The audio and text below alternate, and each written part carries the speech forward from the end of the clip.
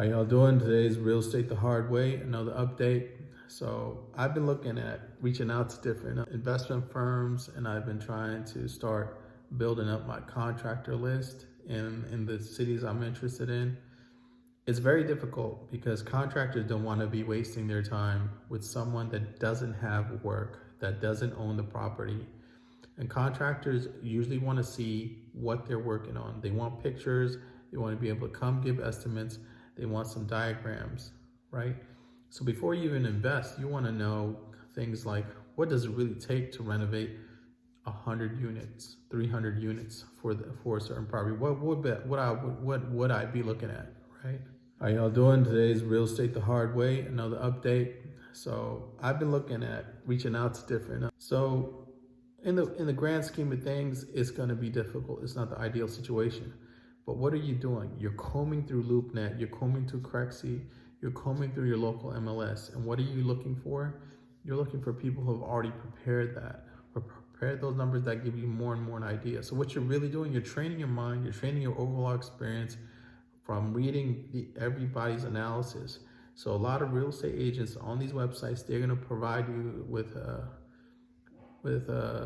surveys. They're going to provide you with schematics, diagrams, zoning approvals, right? You can go, as you have to concentrate and constantly be on that, going through the hard work of reviewing that data. And at the same time, you have to start building your list of contractors. I know it's difficult when you haven't really locked down a property, but you need to have people in mind.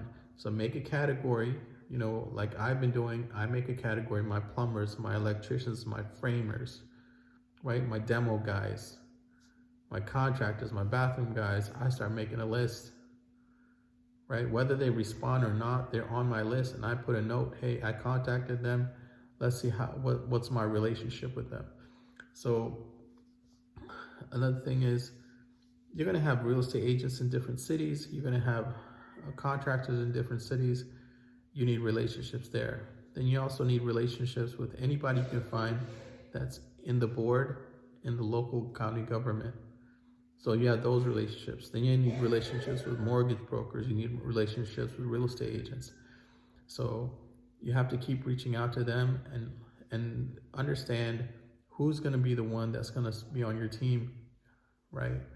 And everybody just doesn't want to waste time with someone that doesn't actively ready to buy right now and actively looking at properties or actively purchasing. So this is the difficulty, but it's not the end of the world, because you have reviews, you have review sites, you have people that you can constantly go back and forth with and see if they're willing to give you any sort of estimate and work with you, or where you feel comfortable working with them. Maybe they can show you past work. You can look at Google reviews, Angie's List, but you have to get started. All the work that you can do at the beginning is highly important. So when you're trying to do a new house build, or you're trying to move into a new city, look at the population, look at what are the zonings in that area, what's required, right? Look at the development costs, right? Even take some sort of a house plan, a template house plan, and say, hey, how much would it cost to make this, right? Or go to new home builders, ask them over to take the bills. There's a lot of things that you're doing that you might never ever get paid for. You might never really see the fruits of it. Let's say I never decide to build a house. Let's say I never got a multi-unit. Let's say I failed totally. But this time, you could look at this time as time that you would have had where you were watching Netflix or watching a show or watching a game, right? But you chose to take on this category as a hobby, as an interest, and hoping and somehow that interest will pay you back, right? So my level of understanding of commercial cities, things I like, is constantly increasing, even though I might not participate in it. If I find something and things come together, how can they come together if you're not constantly out there? Because of money, you might be like, well, I'm not ready yet, I'm not going to start. So don't let that hold you back. I put a lot of time into it. People don't understand my obsession, and people think I love it. I don't. I make sacrifices for the greater good, hopefully. And sometimes I'm right, sometimes I'm wrong. You know, I do want to close on this multifamily by the end of the year. If things are on my side, if the finances are on my side and the things line up, I'm going to execute. Either way, one way or another, I'm going to get this multifamily. But if I cannot do it, if I'm still going to follow my level of risk appetite, and if I can't close on that, trust me, I will get another single family home before the end of the year. I really believe this is, it's a gem, I'm telling you. A big gem in real estate is getting one house a year. Get some property, whatever it is, find a way to keep it if you can. Work 2 jobs, whatever it is. These houses,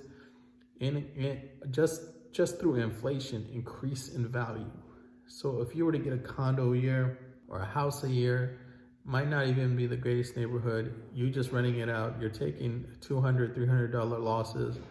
In 5 to 10 years, that can be a gain. It can start to become profitable because you have increased rents, right? Rent increases.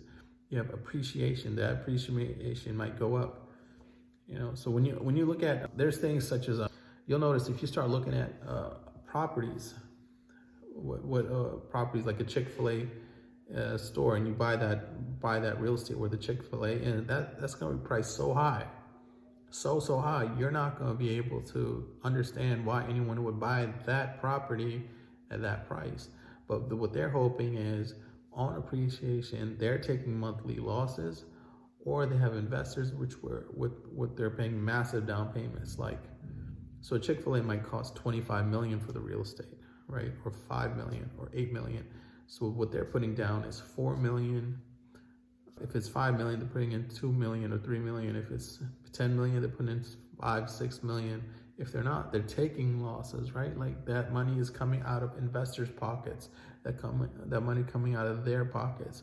Why? Because they're hoping, because they have a 10-year term with Chick-fil-A in that location, one of the most sought after locations, because Chick-fil-A don't make them a lot of mistakes. Wherever they sit, that line is busy, right? So in 10 years, is that property going to double? Is that property going to triple? So if you can find a way to hold on to a $5 million property with a Chick-fil-A, or $10 million with a Chick-fil-A, in 10 years, it might just be 20, right? It might just be 20. And that 20 million is going to wipe out whatever losses you take on the front end. So a lot of people look at it that way. But let's say it equals 20 million. You need to want to sell it because it's valuable, right?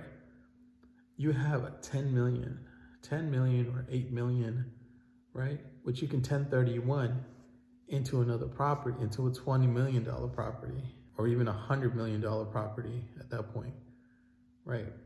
Because you only kind of got to come up with 10, 20%. So moral of the story is, you have to, whatever you're doing, you have to constantly, every day, force yourself to put some knowledge in the bag. Put some knowledge in the bag, move forward, talk to people, get rolling. You don't have everything together. It's okay, but get grinding, get working, get producing, right? And things will happen. And I know it's bleak sometimes, but you gotta grind like this. And I think you gotta get up and feel the grind. If you don't feel the grind, do a little bit more.